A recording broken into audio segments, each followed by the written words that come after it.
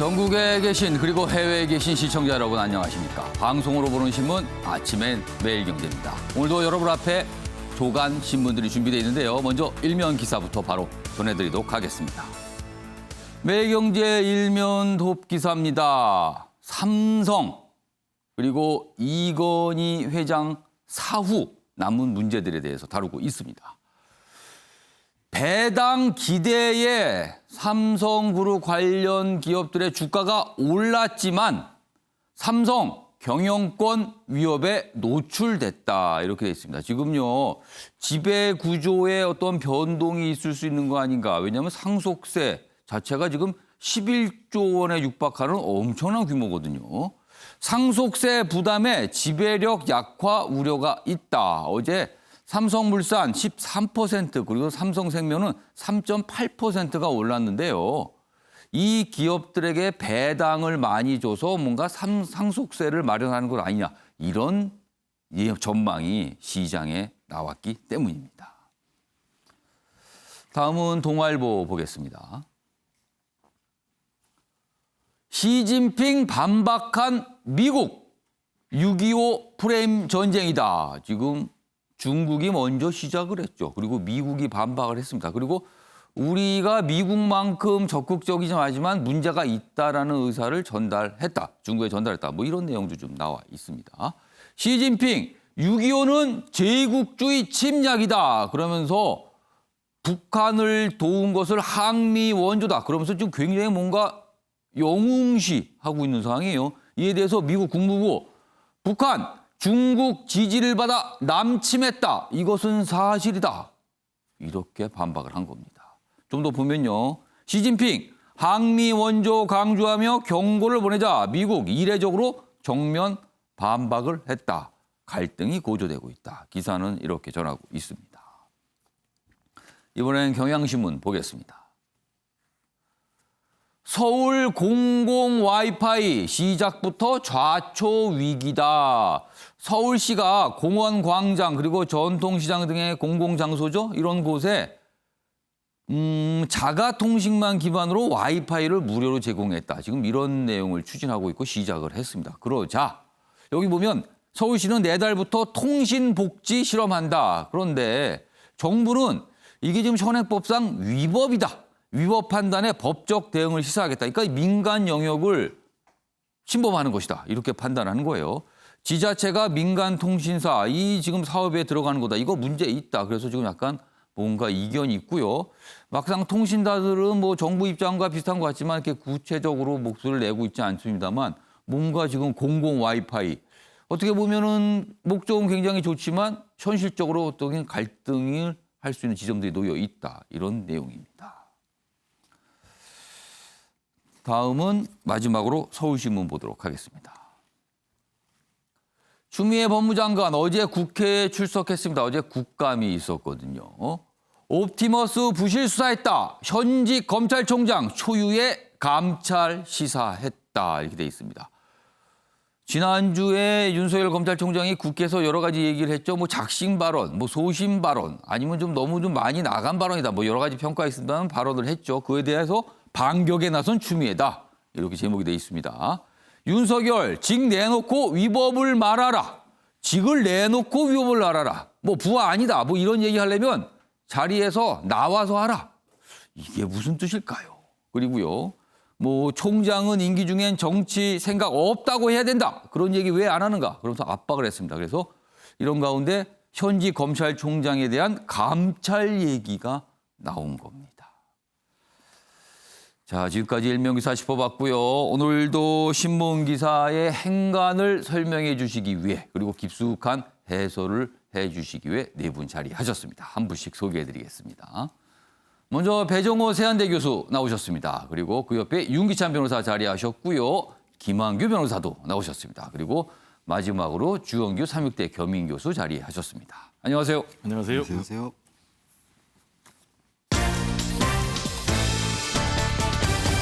오늘 다룰 주요 이슈들을 네 가지 키워드로 한눈에 정리했습니다. 아침을 여는 키워드가 화면에 있습니다. 첫 번째 키워드는 역대급 상속세입니다. 그렇습니다. 11조 원에 육박하는 삼성, 삼성 관련 상속세입니다. 여러 가지 얘기가 있어요. 이 상속세를 두고요. 워낙 처음 보는 어마어마한 금액이기 때문에 그렇죠.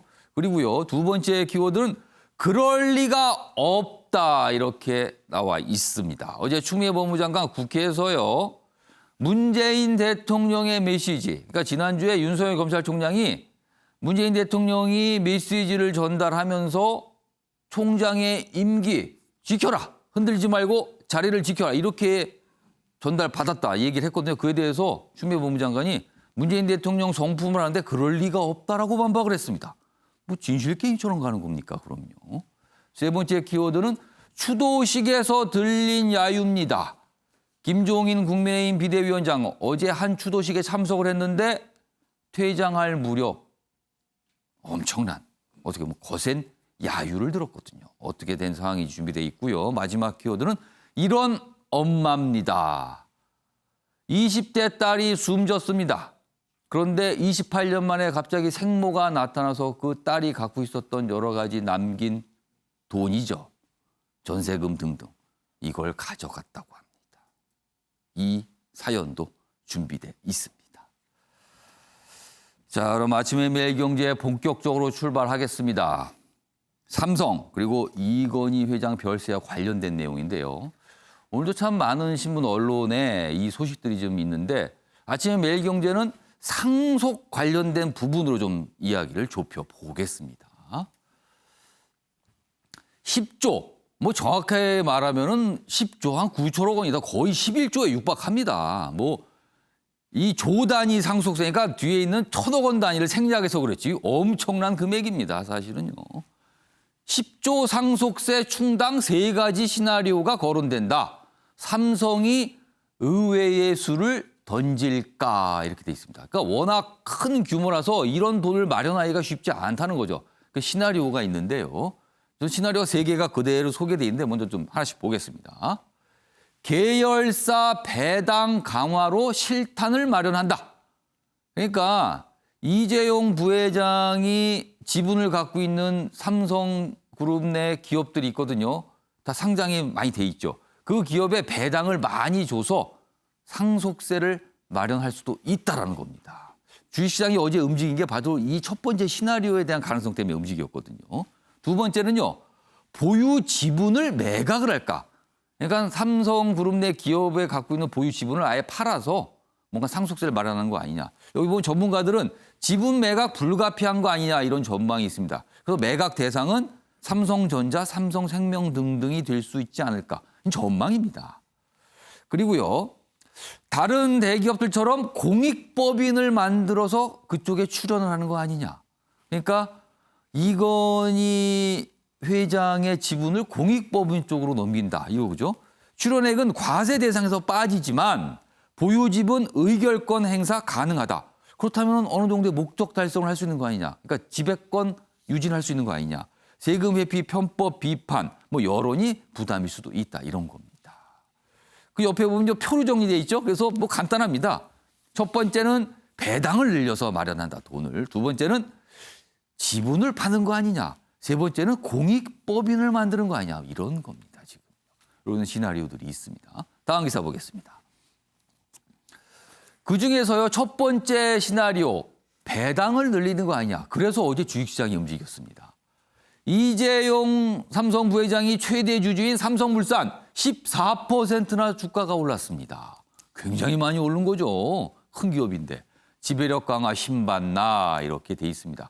그리고 이재용 지분만은 SDS 생명 등도 어제 많이 올랐다. 그리고 호텔 신라 우선주는 상한가를 기록했다. 뭐 이런 겁니다.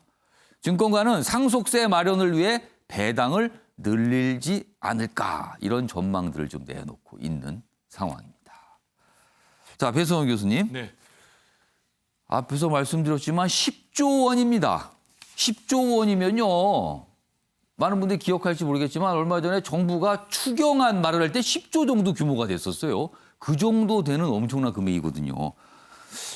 시장은 배당금 쪽으로 가지 않을까. 배당금을 통해서 이 상속세 돈을 마련하지 않을까. 이렇게 좀 전망하는 것 같아요. 어떻게 보셨습니까? 뭐 아까 앵커께서도 말씀하셨지만 3가지 시나리오가 있지 않습니까? 예.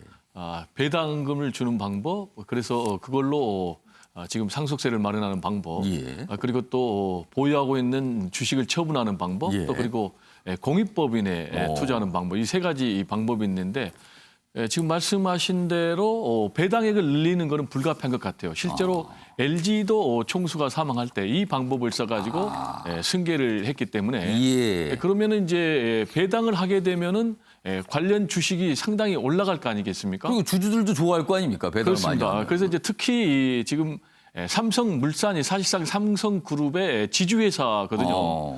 그러다 보니까 삼성물산의 관련 주식이 14% 급등했고 예. 또 우선주 같은 경우 예. 상한가를 했고 그리고 이제 호텔신라 우선주는 왜 상한가를 했냐면 이제 이부진 대표 같은 경우가 동생. 앞으로 분리하게 되면은 더 매집을 하니까 이게 더 오를 것 아닌가 이렇게 지금 전망이 되고 여러 가지 있는 전망들이 상황이에요. 좀 섞여 있군요, 지금 주식시장에. 네, 그렇습니다.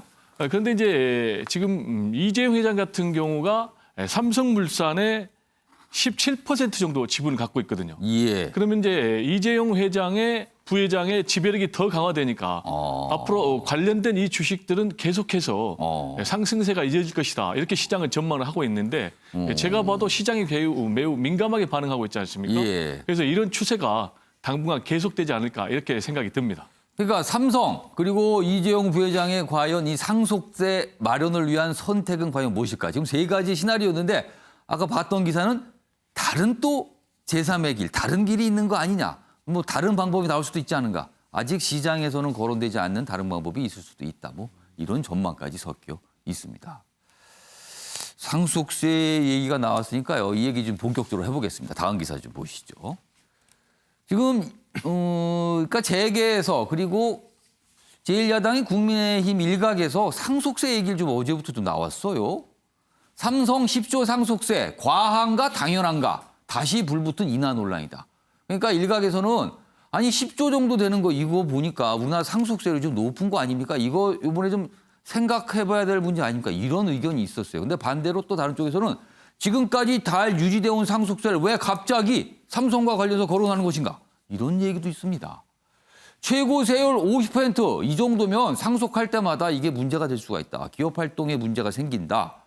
그리고 다른 일각에서는 부의 재분배 차원에서 현 수준 유지하는 게 당연하다. 또 이렇게 얘기가 나오고 있습니다. 삼성물산 등 일부 종목 주가 급등했다. 이런 얘기죠. 최고 세율이 50%고요. 대주주 관련해서는 10%가 더 추가가 돼서 60%가 됩니다. 상속세 엄청나게 높죠. 여기 보세요. 여기 보면 다른 나라하고 좀 비교를 했습니다. 우리나라가 최고 세율이 50%입니다. 위쪽에 보면.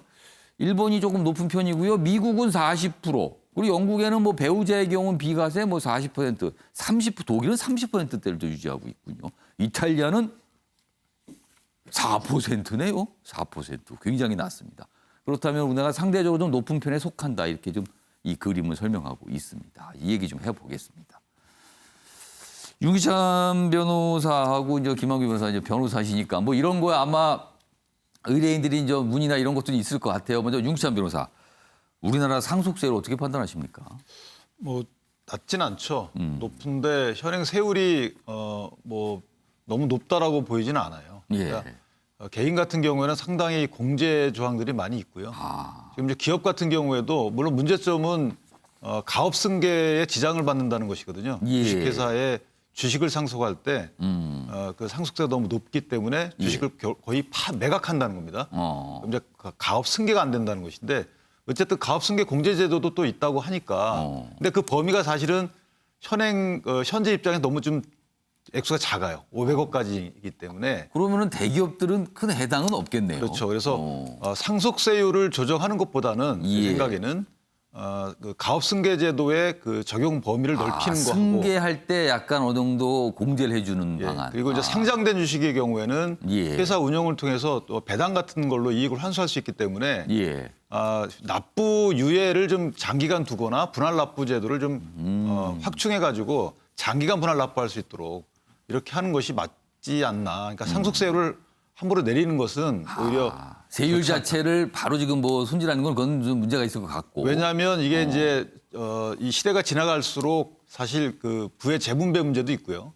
사다리가 없잖아요. 그러니까 뭐 그 돈을 모을 수 있는 사다리가 없기 때문에 한 세대가 지나면 어느 정도는 좀 그 원점에서 출발시킬 수 있는 그런 제도가 필요한 것은 사실이에요. 예. 그런 제도를 통해서 부의 재분배 효과를 달성하면서 이 사회 부의 원천인 기업에 대한 배려도 또한 있어야 되겠다. 그래서 그런 분할 납부 및 납부 유예, 그다음에 가업 공제제도 공제. 그 부분을 좀 확대하는 부분, 이 정도에서 정책적 고민을 하는 것이 맞지 않나라는 생각합니다. 그러니까 두 가지 정책적 고민할 지점을 좀 말씀해 주신 거예요. 여기 보시면요. 이 표 좀 다시 볼까요? 그러니까 우리나라 상속세율입니다. 여기 보면 그러니까 과세 표준이죠. 이게 꼭 상속액은 아니고요. 여러 가지 좀 뭐 빠지는 부분인데 이제 대충 비슷한 기준이 될 겁니다. 1억 원 이하 정도 과세 표준 기준 1억 원 이하 상속되는 10%, 5억 원 이하는 20, 10억 원 이하 30, 30억 원 이하 40.